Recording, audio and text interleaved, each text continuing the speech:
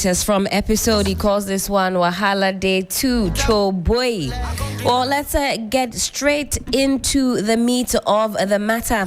And as I mentioned before that break, we're going to be diving into the NDC NPP saga, minority versus majority. Well, my colleague Mawina Eric Egbeta on the phone line now, going to be telling us exactly what's going on in the House of Parliament. Mawina, good morning to you. Good morning to you, Helen. How are you doing this morning? We're good. Right. Looking forward to what transpires today in Parliament. It's looking like it will be one for the ages as well, and so we're looking forward to it.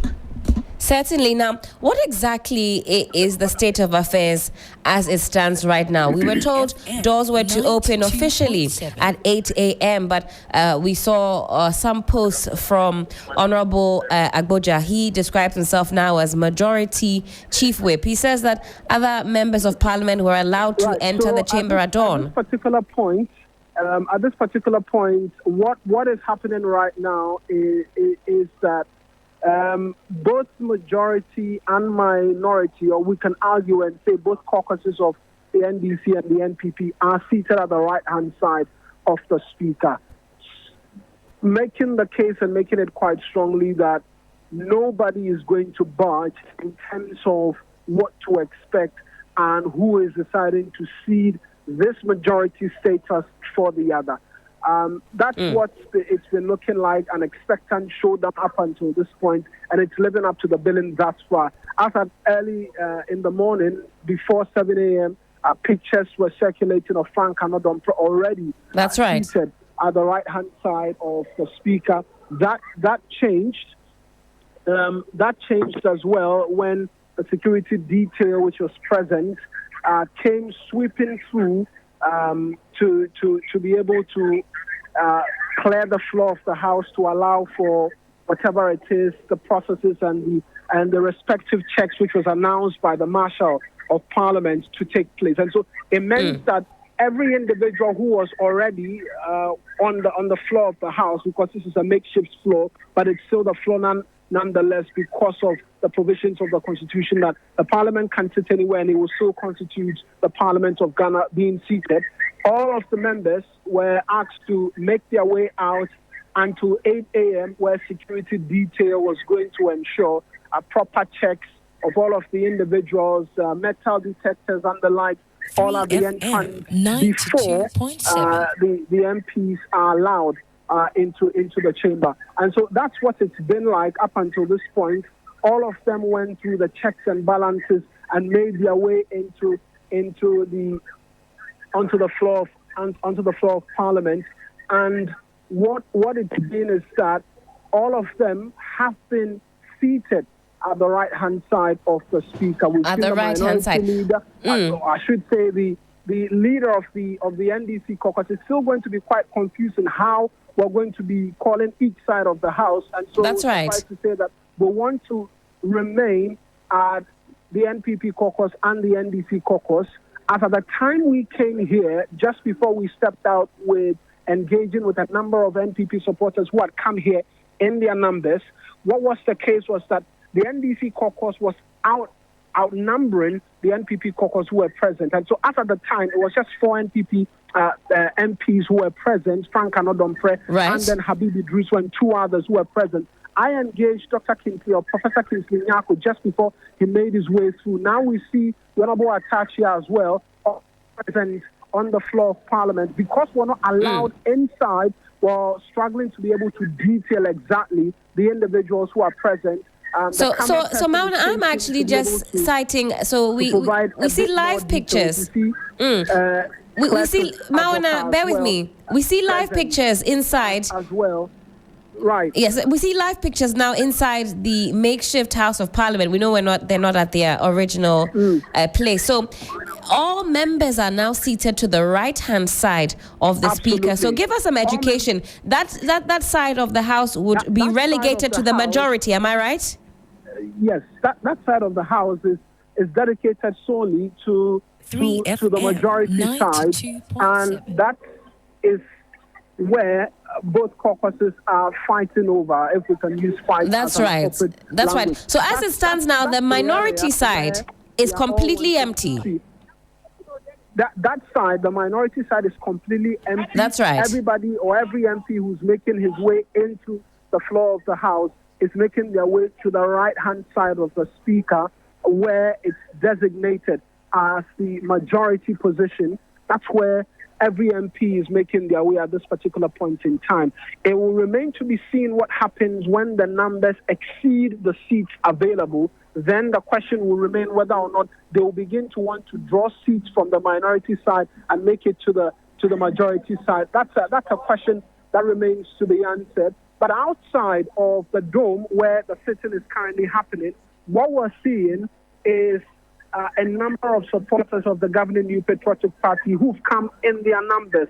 Quite a number of them stationed outside, and for a lot of them, they've denied speaking, but from the T-shirts they're wearing, has the face of the NPP caucus's chief whip, Frank Anna-Domprey, and then the flag bearer of the party, who's the vice president as well, which will seem to suggest that they are coming from the Nsawam Adwoadwiri constituency, because there's also an additional bus of a school bus from the Nsawam area, and so it will presuppose or suggest that they are from there. But we've seen a lot more buses come through with supporters of the governing New Patriotic Party. I managed to get a word or two from one of them who made the argument simply that, look, they are here to protect their party and to protect the country. And so that is the situation at this particular point.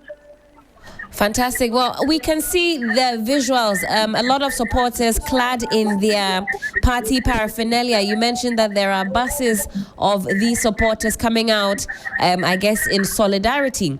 Watching the visuals, actually, and if you are close to a TV set, you can watch that on TV3 New Day, but also on our live stream on Facebook, you'll see what's happening outside. In fact, scores of NPP supporters have besieged Parliament this morning. There are hundreds, Mawina, hundreds of supporters over there. But interestingly, I see Honorable Anna-Domprey pretty much sitting close to Honorable Kaisel Attoforsen and Habib Idrisu also there. So we have both the NDC and the NPP. Words from them.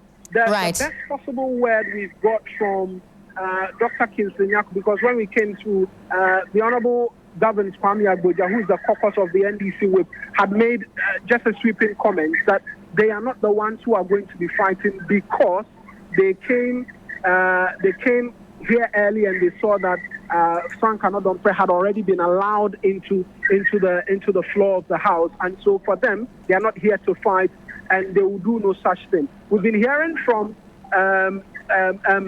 Frank Anna-Domprey as well, who's also been speaking ahead and saying that, look, they are not here to fight. They are only here to ensure that their majority status is protected. We've heard from Dr. Kingsley Nyako as well, who says that they are also not here to fight and that it is a democratic country and they are seeking to be able to respect the ruling of the Speaker and then respect the various institutions of the state as well. And so both sides of the House lean into a certain argument in line with the fact that they are seeking to respect authority, seeking to respect the institutions of state. The minority leaning more to the Speaker's position, and then we're seeing the NPP caucus as well wanting to lean a bit more to the Supreme Court ruling. Let's try and hear from ABF Husseini, who's also seeking to make a bit more comments.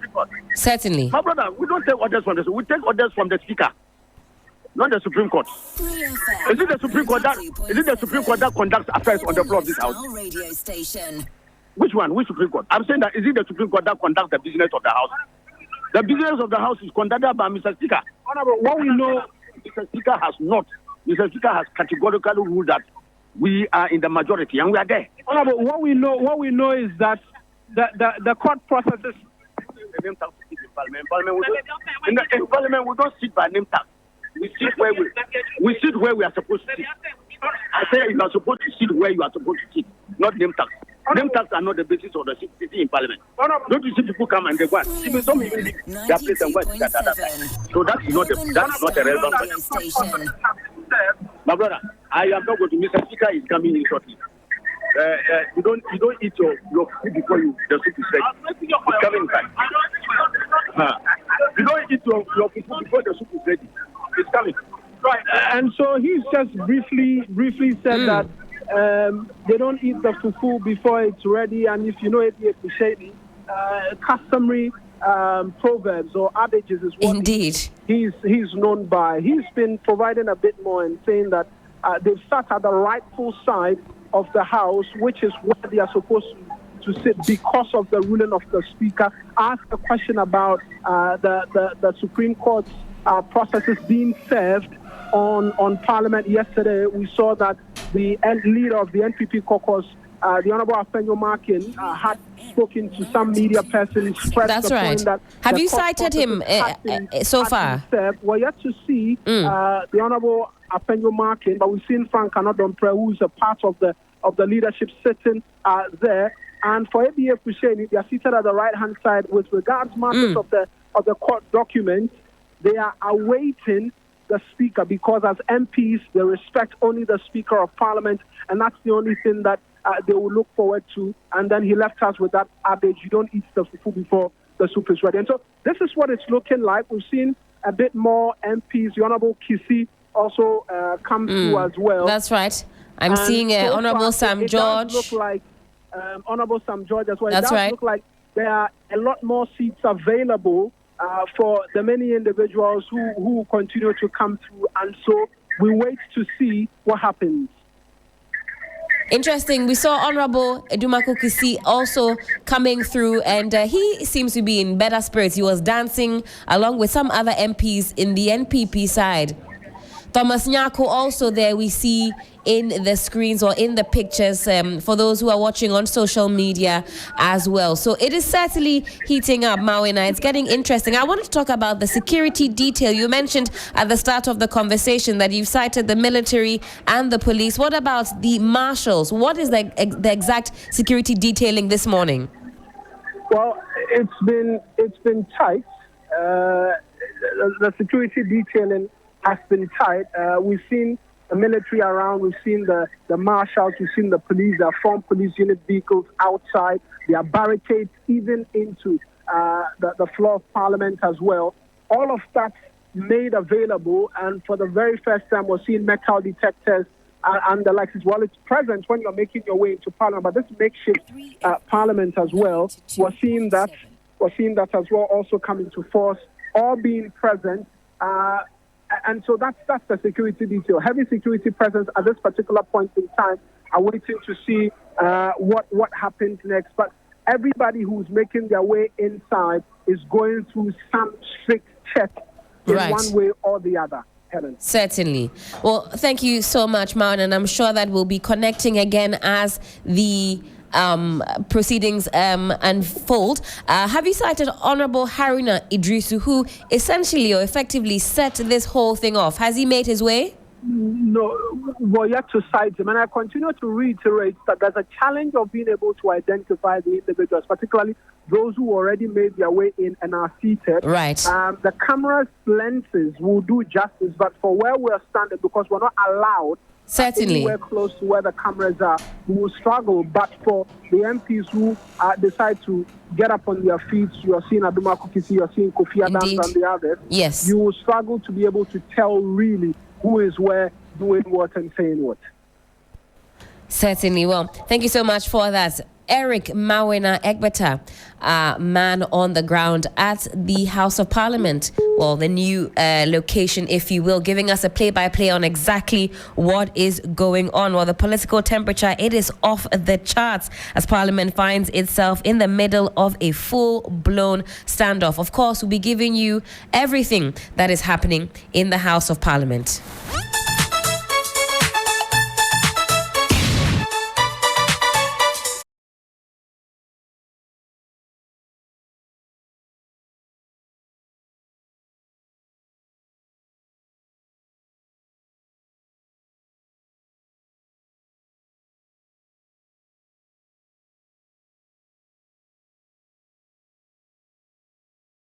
A lot of activities happening in Parliament. Some 31 minutes, 29 minutes to the top of the hour. 9.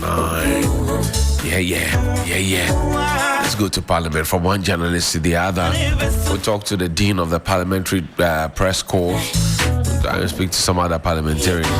Interesting that Honorable Haruna Iddrisu, who set up the whole confusion, is not there. So he's not been cited as yet.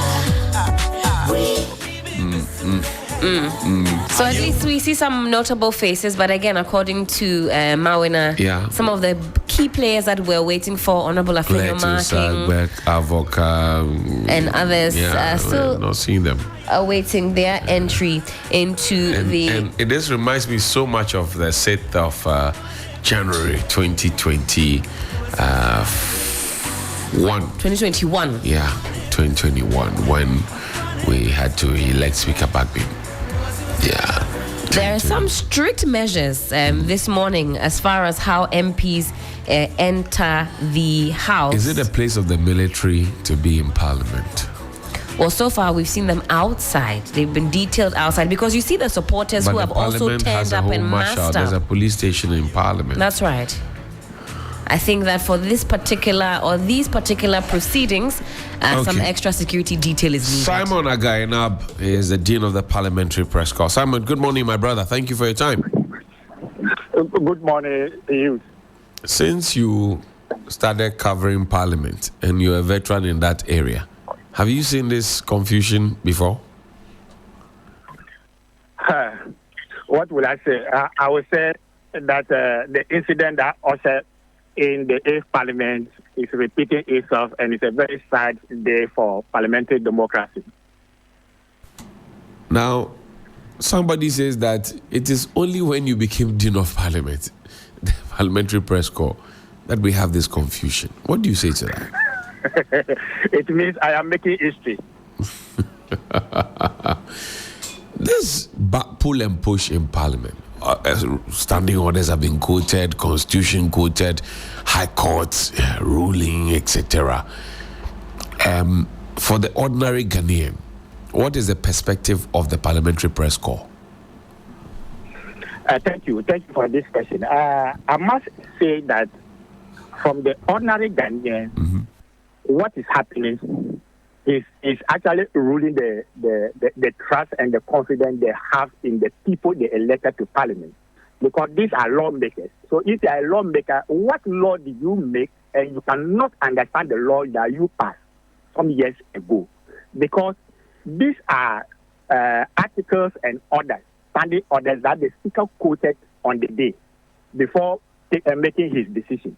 And before he even took his decision, he asked you to give him 2 days to go and reflect. So what has he said that you cannot have behind the scenes discussion to have this one solved than to go to the Supreme Court? And now you went to the Supreme Court and the ordinary Ghanaians are more confused listening to the lawyers because all the lawyers are interpreting the same article from different perspectives. So how are we going to understand what is happening? But like I'm saying, if mature people have been elected, about 31 million Ghanaians have given you that opportunity to represent them. You are in Parliament to represent them with the trust that they repose on you. And you are doing it. Right. How will you present yourself to them to get re-election? That is the question I've been asking myself. And this question that you're asking yourself, since this confusion began, have the leaders got into a conclave with the Parliamentary Press Corps to say, this is what we think and this is how we want Parliament to be represented in the media? The two sides letters. First, on Friday, the majority leader, Honorable Afenyo Marking, held a press conference. In that press conference, he registered his displeasure and disbelief at the decision of the Speaker because he believed that the Speaker should have restrained himself from pronouncing or basing his ruling on certain articles, which he thinks, as a lawyer, he should have given the opportunity to the Supreme Court to come in before he takes his final decision. And then on Sunday, the the new majority, the Speaker's decision, also held a press conference on Sunday that the new majority, NDC Majority Caucus, made in press conference. And they said that the Speaker did the right thing. The Speaker was only following the prescribed standing orders and the Constitution. And for that matter, they deemed themselves as the majority, the new majority caucus in Parliament.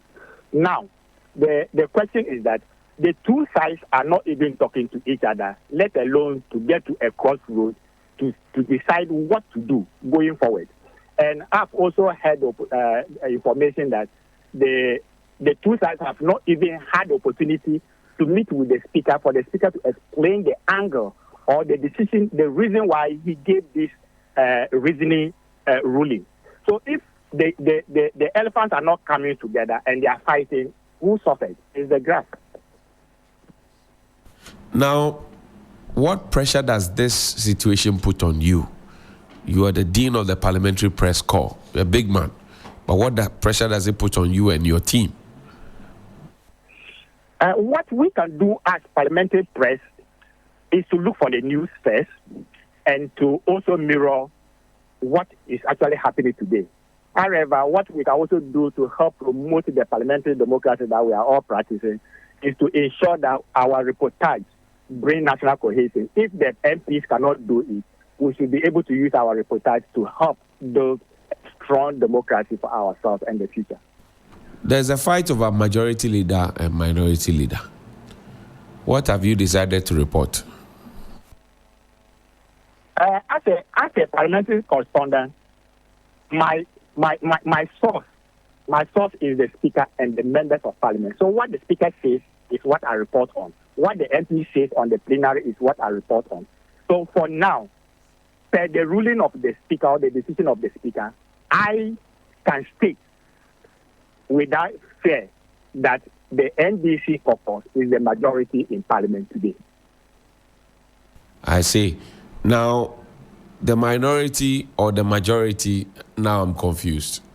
Afenyo Markin's group and Atufosin's group, they will both maybe not agree with you. Maybe Atufosin will agree with you, but Afenyo Markin has been waxing very lyrical across platform. Yes. He won't agree with you. How do you... And he went on an attack on the media, telling them that, look, you have been this and aided by Anodompre. How would you save yourselves? I don't want to put myself into the shoes of Afenyo Markin. Since he became the majority leader, things has not been that smooth for his administration. But I don't know why he should attack any parliamentary press for when he knows very well that we report from the chamber. Right. And whatever happens on the chamber is what we bring to the general public. So he can attack me because I put out what I have seen on the floor of Parliament. I see. Let me wrap up this conversation with you and ask you, what are you expecting today? I expect decorous, civil. They are all mature. NDC claim they are Democrats. NPP claim they are patriotic. Right. So they should come together and let the democracy we all call for develop, and they said credential goes higher. I hear you. Simon Agenab, thank you very much for your time. It's the Dean of the Parliamentary Press Corps. We're grateful. And Shaggy has a song for us. Listen. Soon as people reaching up bad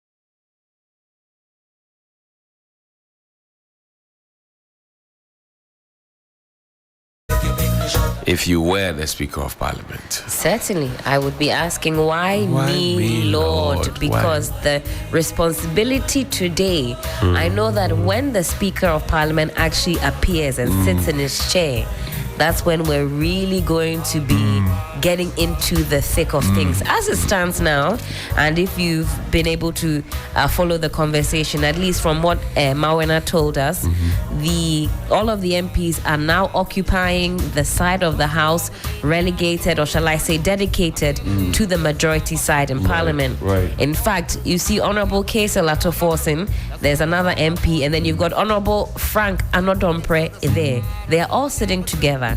Interestingly, you see some MPs also coming into the House with a more cheerful demeanor. Right. There are others who don't want the tensions to escalate. Right. But when the key players finally arrive, we're here to see Honorable Idrisu. I'm not sure if he has made his way. He said Habib this. Idrisu.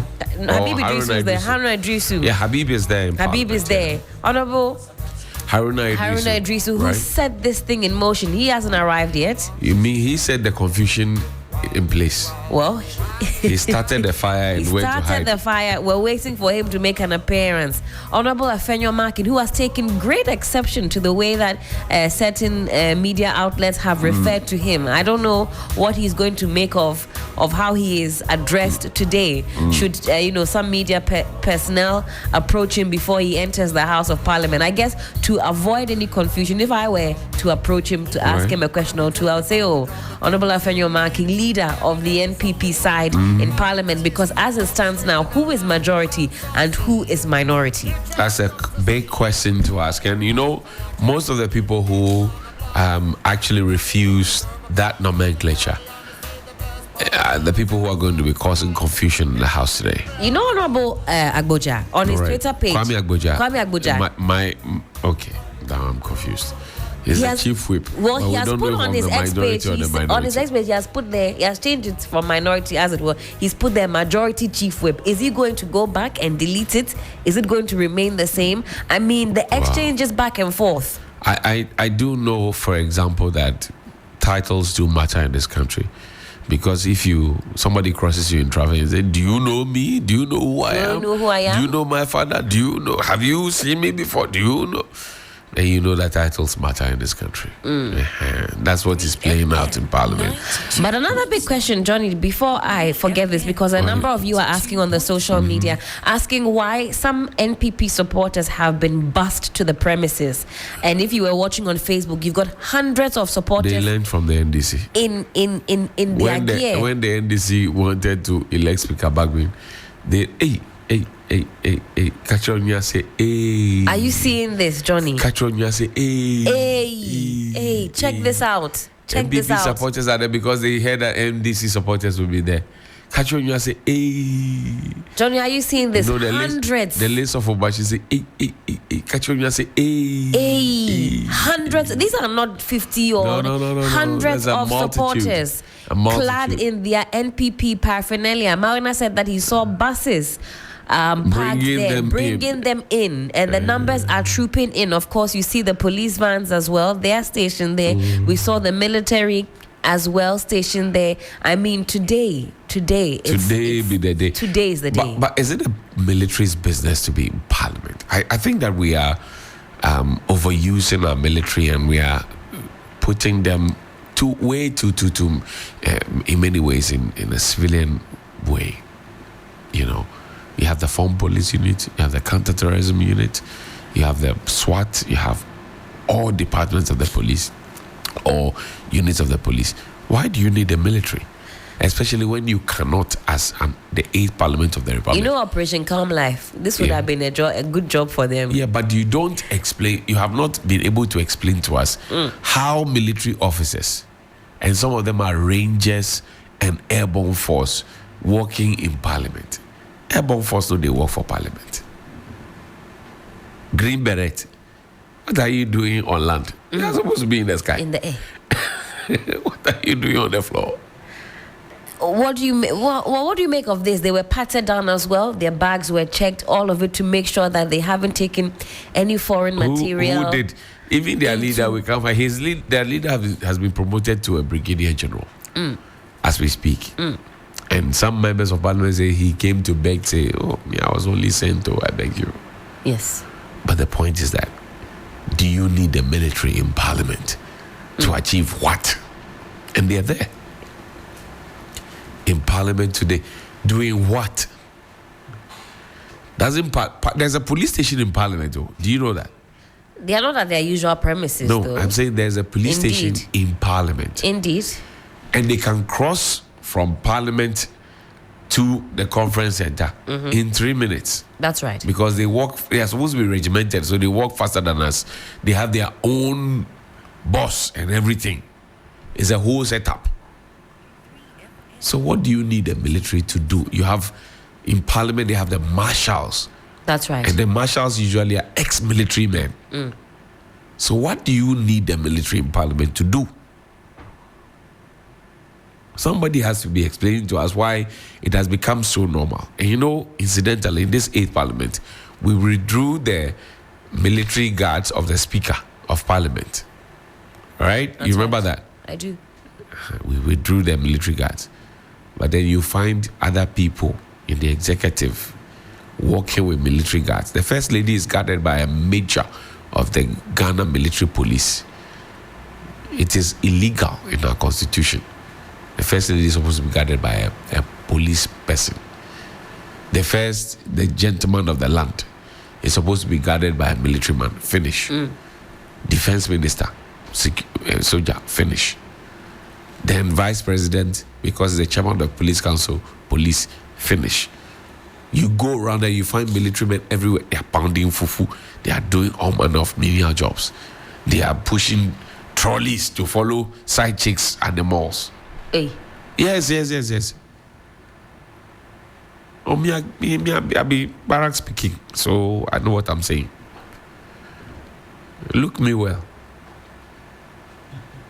I did speak pidgin with you. Look me well. I know what I'm saying. And they know it. Those who are pounding fufu, we know. And look me well. Look me well. Bring down your spectacles and look me well. Why have we reduced our military to that? Why? And I predicted this 2 days ago. I said, would you be surprised if you found the military in parliament on Tuesday? In my mouth, it didn't drop. It didn't fall. I didn't finish speaking. There was a counter to that no, we won't see the military. Yes, I interviewed Habib. Yes, and you asked him. He said that no, the military will not be making an appearance, but we do see them. And a correction, I had mentioned that they were outside. In fact, we saw them going through the entrance. So we expect that they will be inside as proceedings start. Because as it stands now, all members of parliament are now seated to the right of the speaker. Right. Nobody wants to be minority. Nobody wants to sit in the minority side. Now, once those seats have been filled up and others arrive, the question will be who will be sitting on who and who will be dragging a chair from which side to come to the right side. That is where I believe things will begin to get very interesting. We're still waiting for the speaker to make an appearance and other key members as well to make an appearance. Well, appearances. TV Beatrice, Oh, yes. my good morning to you. She's definitely tuned in as she does every morning. Good morning. Family, good morning to you. Good morning. Amma Lawson, good morning to you. A very special morning, We're greeting actually. all of them. What is this motive of yours? Oh, yeah, I'm just... This greeting is laced with something. Is it an offense to greet your bosses? To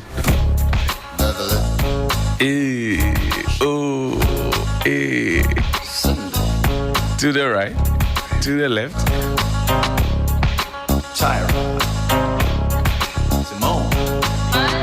We'll get into Parliament again and check the detail in Parliament. Oh, Charlie. Nelson Rocks in Dafia Mapo. It's in Parliament.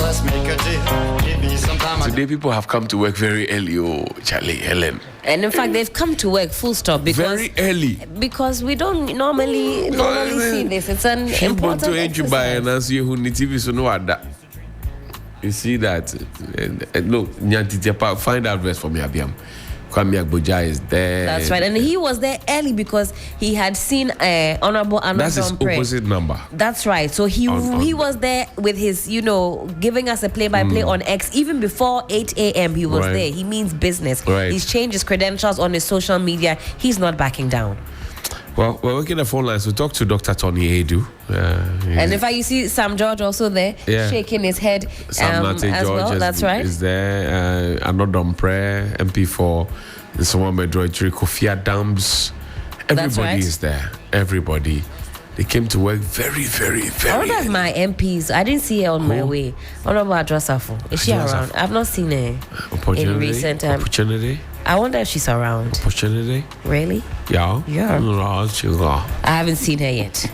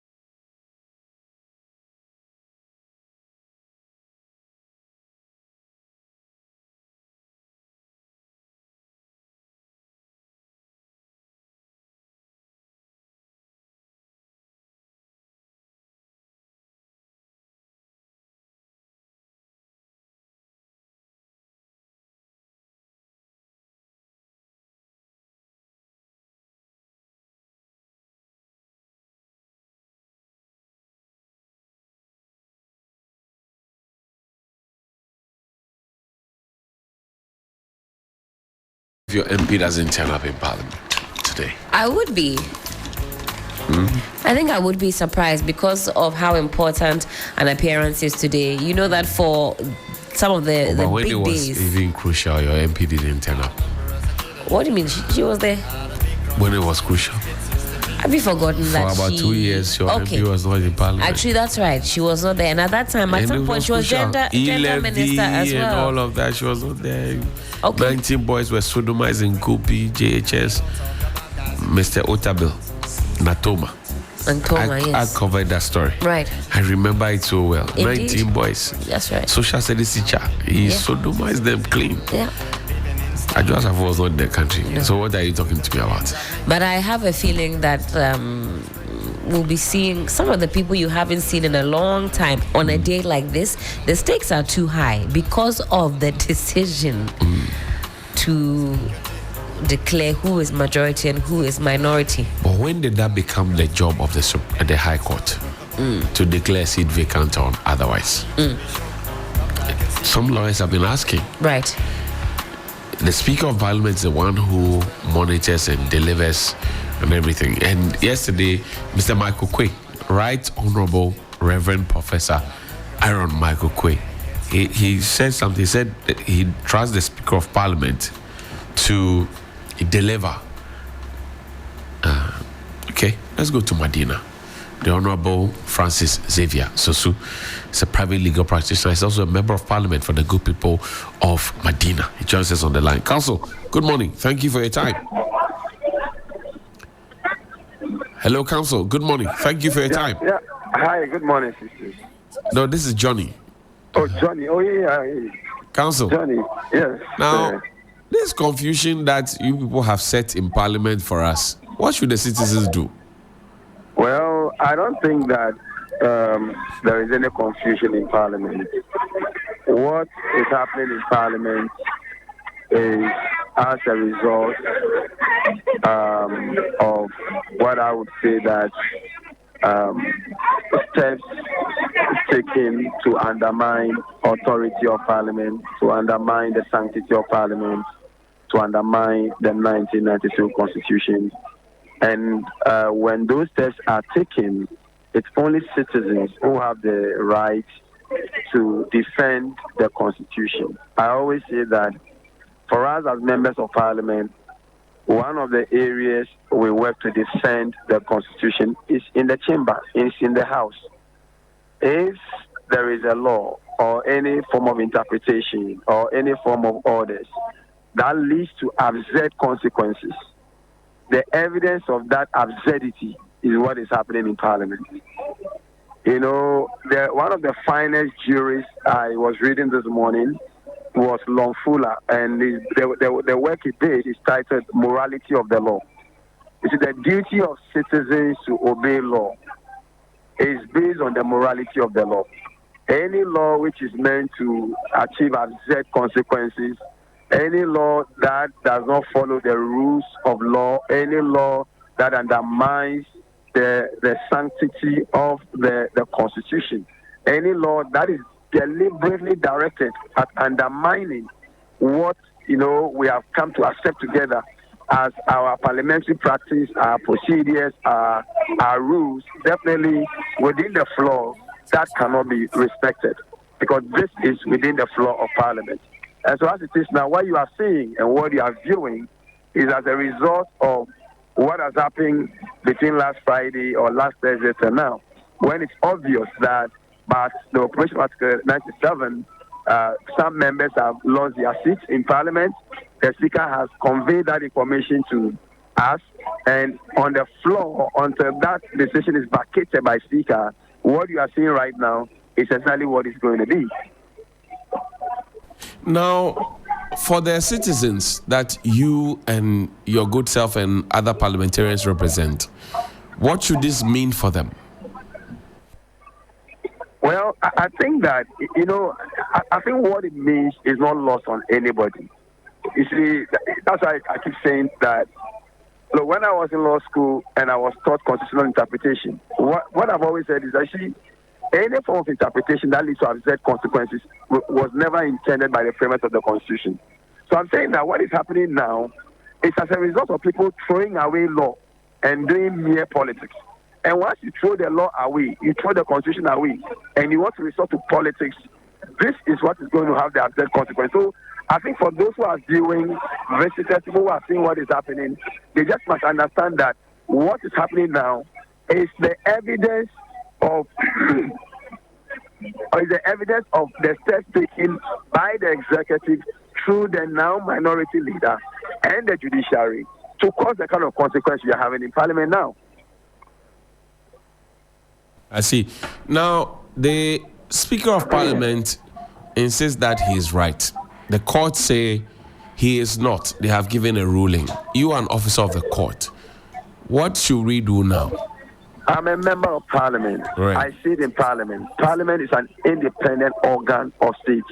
Remember that between the three organs of government, it is only Parliament and the executive. By the executive, here I mean the president and the vice, who have the direct mandate of the people. And when we have a direct mandate of the people, we are under duty to protect that mandate. The court is supposed to be there to be an impartial arbiter and not an extension of the executive or an extension of something that will just do an executive bidding. Unfortunately, when it is now appearing like that, its consequence is what is playing out on the floor of Parliament. So, unfortunately, this is what it is. If we indeed have Council of State and we have eminent people in the nation, this is the time for them to prevail upon the president, to prevail upon the now minority leader, to accept their fate, so that they can rather extend olive arms or olive palms to us. After all, there are nations that practice what we call coalition government. We haven't gotten there yet. The fact that you have lost majority in parliament doesn't mean that you have lost everything, as far as the executive is concerned.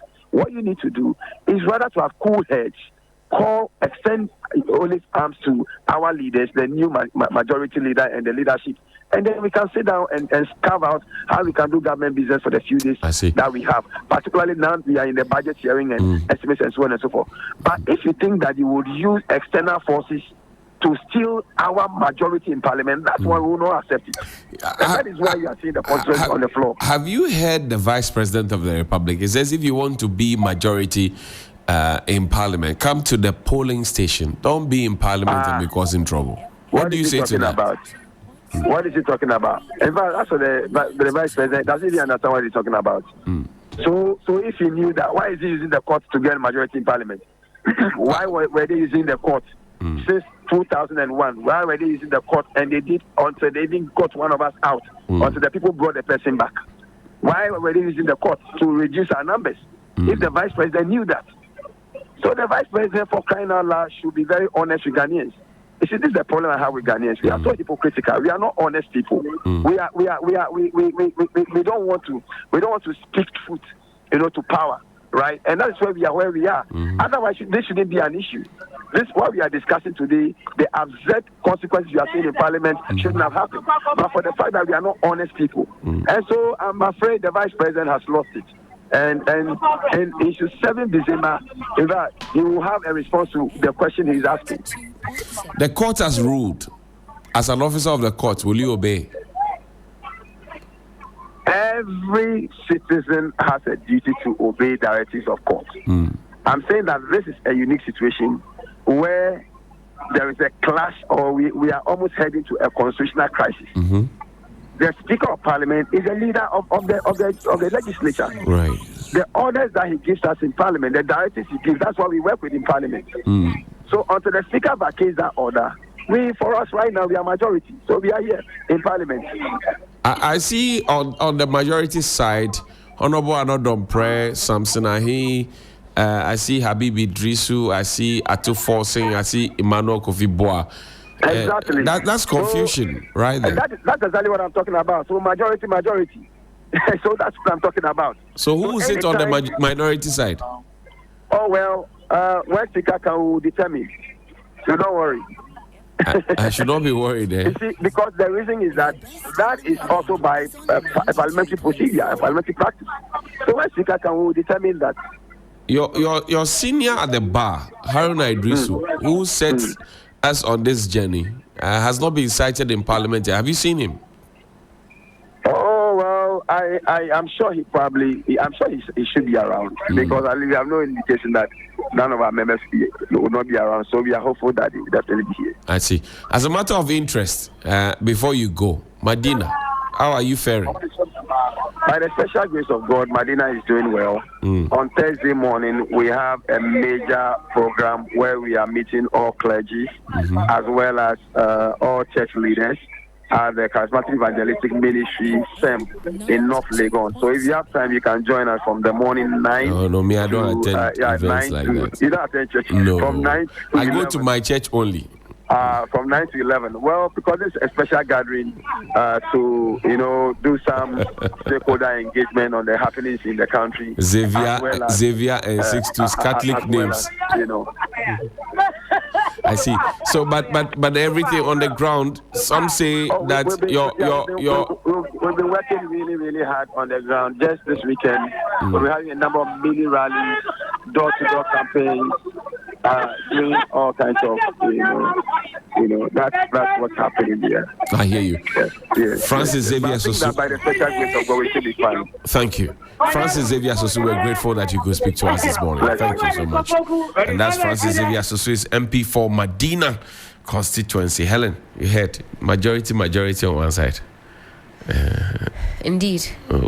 What do you say? I think tensions may be starting to rise now I'm looking at some of the visuals. Do you and expect people to sit on people's laps? there are some seats still empty at the moment. So for now, I think that everybody will get one. You get one. Everybody But will if you get one come and seat. you don't get- If you come and you don't get, I anticipate others will maybe go and get a chair from the minority side and swing it over to the majority Do side. you know what telemo means? No. Telemo. As in carry it. You went to bring it, carry it. Carry it. Chinua. International Shama.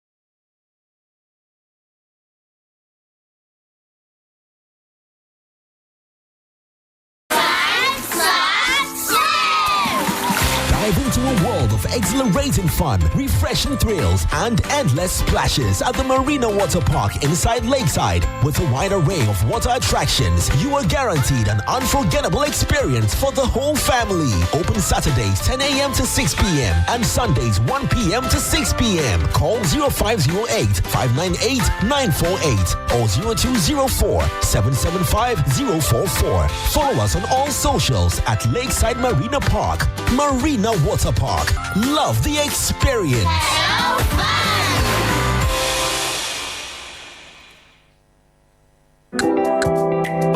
Hey, you're grooving hard to these high life songs. Your steps alone. Of course, with my High Life Cola drink, everything is so smooth.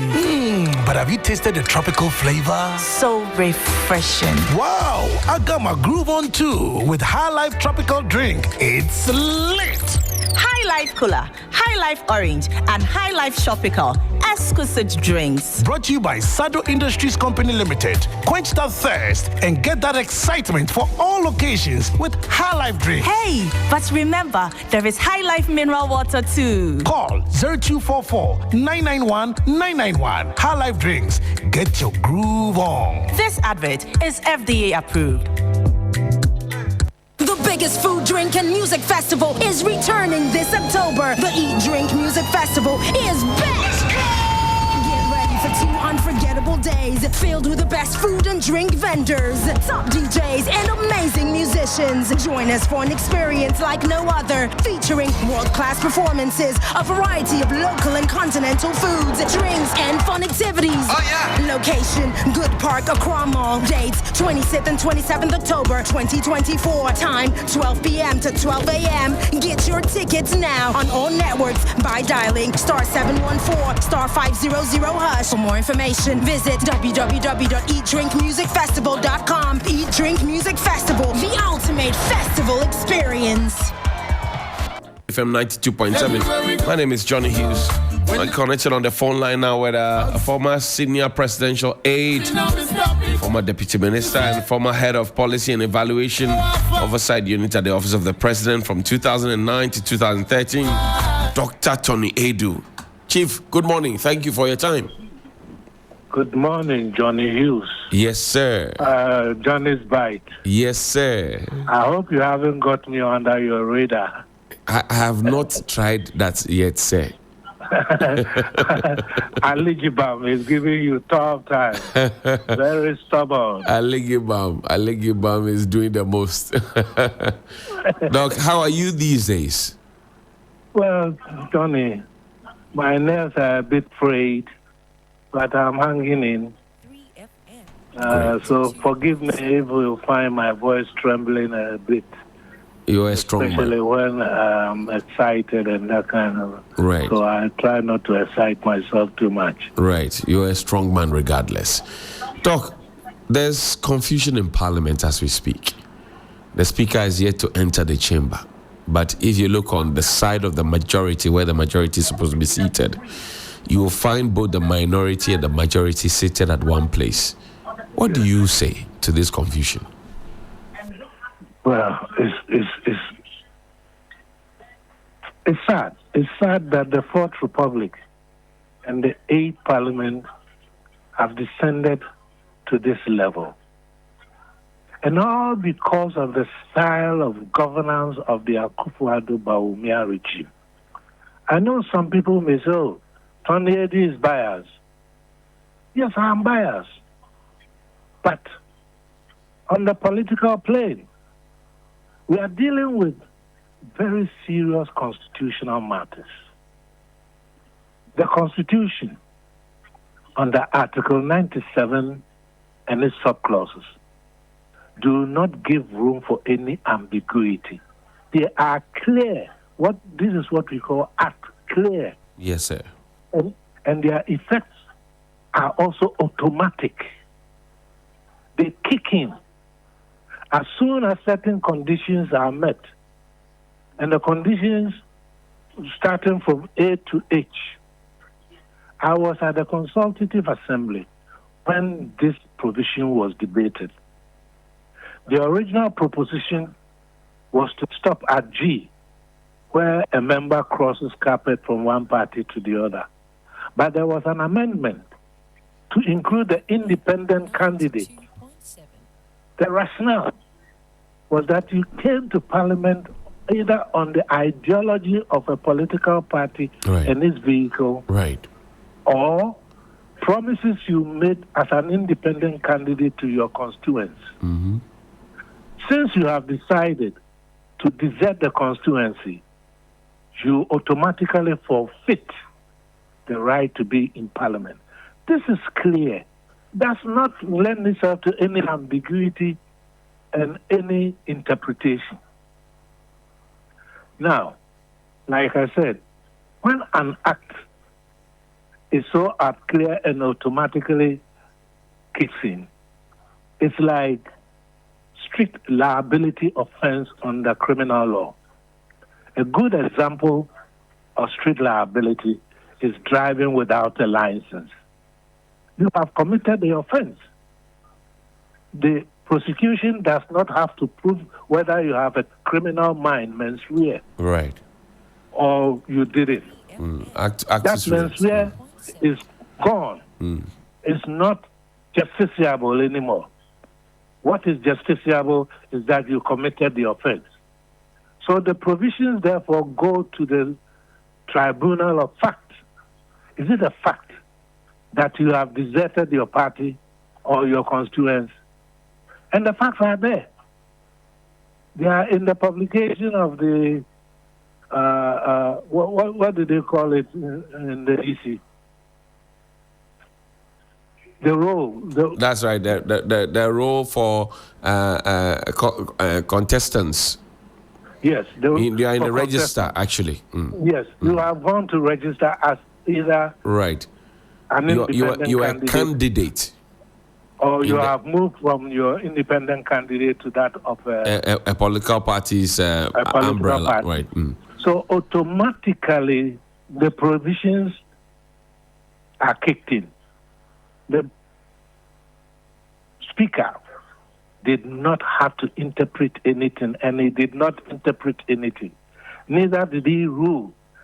He informed according to the powers given him by the standing orders of Parliament.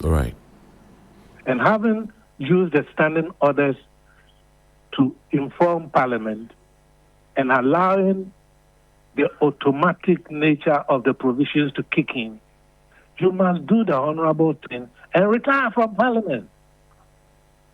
It is the Constitution talking, not the Speaker talking. The Constitution says you must vacate your seat. That's all. You vacate. Where does the Supreme Court come in? To interpret parliamentary proceedings. How dare the Supreme Court to assault our Constitution? This is a fight not between the Supreme Court and Parliament. It's a fight between the Supreme Court and the Constitution. And the Constitution is representing Ghana. Ghanaian people. We are being assaulted by a Supreme Court that is increasingly setting itself up as a supra-constitutional body. And it does not have the right to behave like a supra-constitutional body. It is itself a creature created by the Constitution, just like the standing orders, just like all the other institutions of state. Right. So the confusion is coming from the Supreme Court. But the majority leader, or if you like, now I'm confused. I must admit, Afenyo Marking, who is MP for Efutu, he insists that look, the courts did no wrong. On the side of the NDC, Govin Agbeja has been in Parliament as early as 6:35. He also insists that the Supreme Court got it wrong. And in terms of trying to find our feet, because we're getting closer to a major election, what do we do? Advise as senior statesman. What we do is that we, the people of Ghana, should stand firm and defend our Constitution against the assault of the Constitution by the Supreme Court. That's what we do. If today I see the military in Parliament, and just like we saw on the 6th of January 2021, an act of treason. I see the police in Parliament. Meanwhile, there's a marshal and who has his whole team in Parliament. What should I think? The military's presence is a threat to our constitutional governance. It is tantamount to attempted treason, akin to what happened in the 1930s in Germany by Hitler's attack on the Reichstag. And it shouldn't happen. They must retire. They have no business there. Internal security is not their function. They must go and fight the Galamsey people who are destroying our waters and our forests. That is what they are good for. They should go and fight them, not the Constitution. There are very critical businesses, as I'm sure you're very much aware because you're an experienced politician and a statesman now. Very important business that must be conducted between now and when Parliament finally rises, including transitional budget for when a new government comes in place. If we continue with this confusion, where are we going? The budget can be read and approved if the MPP caucus want to negotiate. They should stop the jingoism that they have been showing in Parliament. The ahomasocracy, as you call it, Johnny. Ahomasocracy. It's too much. The impunity, behavioral impunity. Parliament, of course, is a forum for politics. But politics is also negotiated relationships.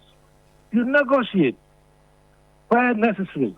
If they have the interest of Ghana at heart, real interest and not party interest, they will negotiate rather than trying to impose their will on everybody, every institution. You invade the Electoral Commission, you stuff it with your people, you invade the Supreme Court and the judiciary, stuff it with your people. Security and paramilitary organizations are all invaded. What do you call this in political science? Fascism. Now, the Vice President of the Republic, Dr. Mahmoud Bawumia, he says, if you want to be majority, go to the polling station. Don't sit in Parliament and try and orchestrate majority in Parliament. What do you say to him in answer? I say the Constitution has declared the NDC majority. If you want majority, the Constitution directs you what to do. The Constitution has directed the Speaker what to do. He has done it, and the effect is that the NDC has a majority. Mr. Vice President, he should stop his comic comments. It's about time. We don't want clowns. Like they say, Senin the clown, Senin the clown, the one who keeps turning around. Senin the clown, Senin the clown, Senin the clown. The best in the morning. Before I let you go, 2.7 Sunrise. somebody said that coming events cast their shadows. Do you get a sense that what is happening in Parliament now is the movement for change that you yearn for? The movement for change started a long time ago. It's reaching its climax. Until the MPP vacates power, Ghana will never know peace. Akufo-Addo is the worst nightmare for Ghana. Even our football, we used to give us some comfort. It's in the doldrums. Ghana blast us. Eh? We come home very sad. It's our worst nightmare. The president is our worst nightmare? Yes, he is. But I thought he was your friend. Friend? I know him. And I believe he knows and remembers me. But I'm afraid he has what we call Napoleonic behavioral syndrome. You know Napoleon Bonaparte? Yes, Napoleon Bonaparte. Look at him and look at Akufo-Addo. 92.7. I see. Now, I want to get into some other issues aside Parliament because you have been missed on the airwaves. So once we get you, we have to drink deep into your well of wisdom. Don't exhaust you. I'm not going to exhaust you. I apologize. I hold your left leg, sir. Now, this whole conversation about youth unemployment, you have been as part of the security architecture of this country. You know the implications that this would have if young people who are energetic, enthusiastic, forward-looking, they don't have work to do, could do. The figures have been bandied around, but the reality is that most young people do not have work to do, and they are leaving the beloved country that you and others built, and you expect that it will be upgraded to a certain level. What do you say? Well, they say the devil has work for idle hands. Definitely, unemployment is the greatest security threat. Look at how the youth is flocking to Galamsey site. Look at their aggressiveness. I understand yesterday this journalist, Erastus Asare Donko, right? Yes, was assaulted. You can see that there are people determined to destroy our environment, and our government sits down doing nothing. Sometimes I wonder why we don't impeach Akufo-Addo for gross dereliction of duty and betrayal of his oath of office. Anyway, there are so many ways we can find employment for the youth. People forget that Ghana is by nature endowed with natural resources that make us an agricultural country. Right. There is nothing wrong with agriculture. When I was at the University of Cape Coast, I farmed backyard garden. I used to have corn and all kinds of things, and I used to give them away to my neighbors. In 2010, I put in a proposal, and it was supported by the then Vice President, John Dramani Mahama. And it was to build what I call peri-urban agricultural homesteads, embracing artisanal people and those who will cultivate the land.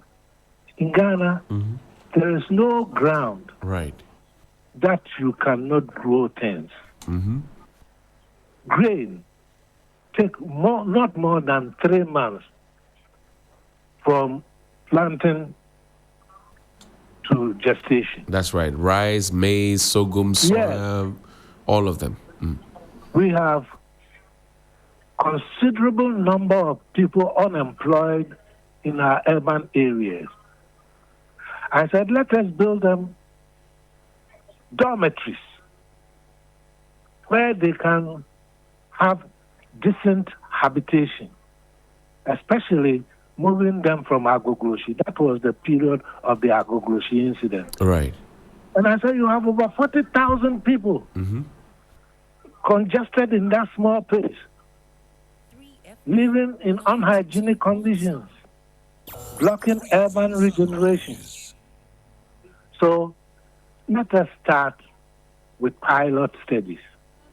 Let us farm. I did a business analysis. And I said, if we want, we can put about 500,000 people to work in the Accra plains alone,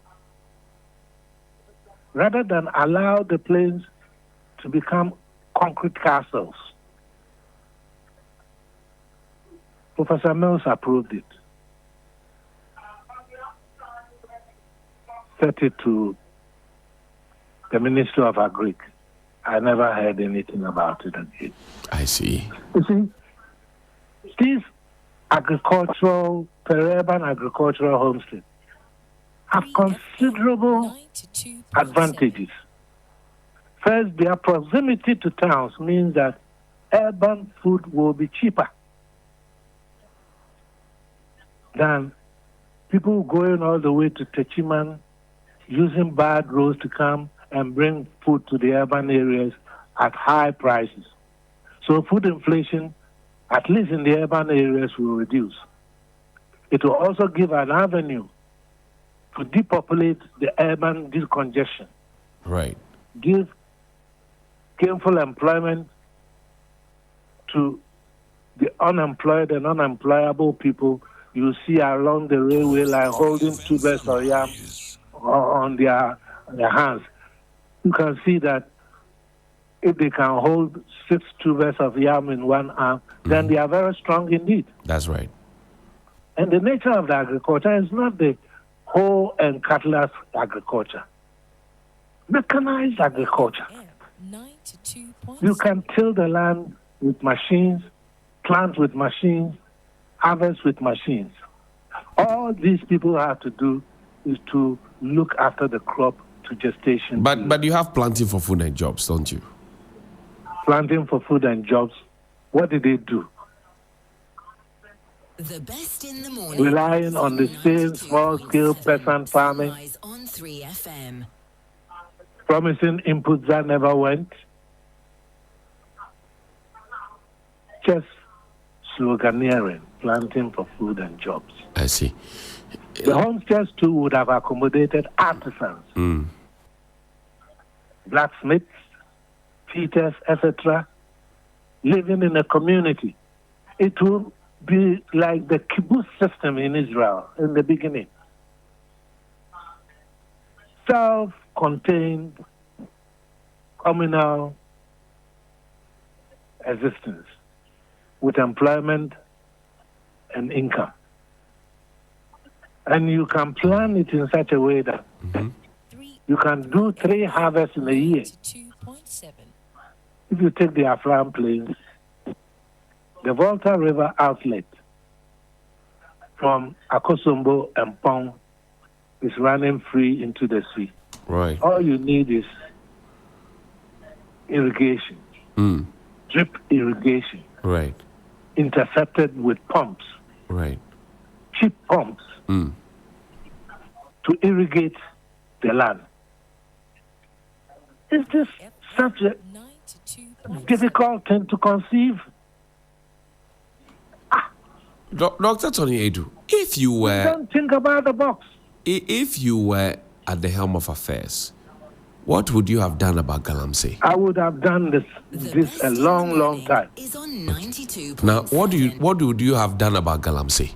if you were at the helm of affairs? I would have stopped it. How? By declaring forest zones and rivers no-go area. And if you go there, we catch you, we will prosecute you. I see. The young people of this country, they are looking for jobs. The government says they have created jobs for them, but they cannot find the jobs to do, and most of them are leaving your beloved country. What do you say? When you create Cinderella jobs, how do you expect the young people to feel? And I will digitalize and I do this. The person doesn't have a job. What benefit does he have from digitalization or whatever you call it? Ghana is a natural agricultural country, for God's sake. You can industrialize. By industrialize at pace with your agricultural modernization. Even the farms themselves can become agro-industrial outlets. You can mill your corn, you can mill your rice, and so on and so forth within it, and sell it cheaply or much cheaper to the urban centers. I see. Doc, breaking the eight. I'm sure you heard that slogan over and over again. What do you think, breaking the eight? If breaking the eight means a continuity of the bad governance, bad management of our affairs, the nightmare that we suffered under Akufo-Addo, to suffer under Bawumia, I don't know what to say, my friend. I see. So you don't think that breaking the eight is possible? It depends on the people of Ghana. Will they be subservient, following Bawumia with their flags? To do what? To repeat the same thing? If the fundamentals are wrong, the exchange rate will expose you. Right. Has the exchange rate exposed his gold for oil? Has the exchange rate exposed him? When he said he was using the policy of gold for oil, what was the exchange rate? What is the exchange rate today? He simply cannot manage. Cut the slogans.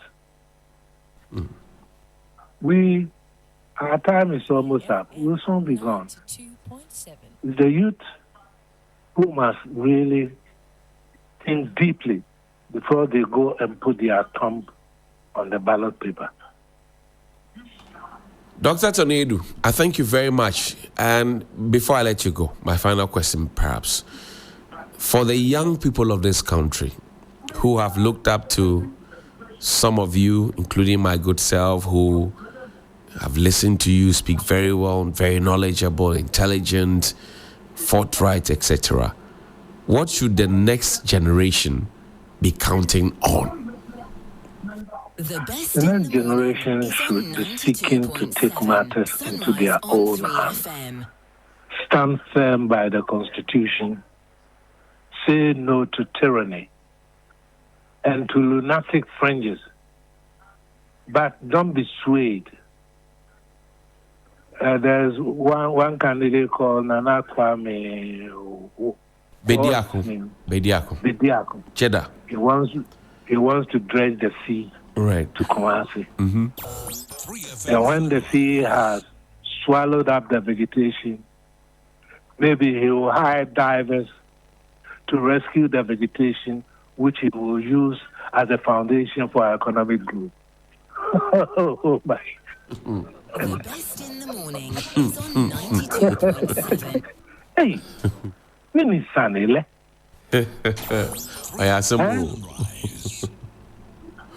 You want to drag the sea to Kumasi, swallow up the vegetation, the very vegetation that you claim can be utilized for employment and for finance. Hey, you are there. Obey ye. Obey ye.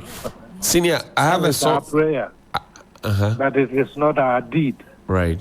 We must turn the prayer into deeds. Mm-hmm. Don't follow these charlatan priests. They are hypocrites. Nobody has been ordained by God Right. to be a prophet, archbishop, or whatever. Mm-hmm. Nobody. And God doesn't take part in your elections. God doesn't elect your president. It is you who elect your president. God has no time to deal with Ghana politics. Right. I hear you, sir. Now, please spend the last, the final minute with me. Listen to the song you requested.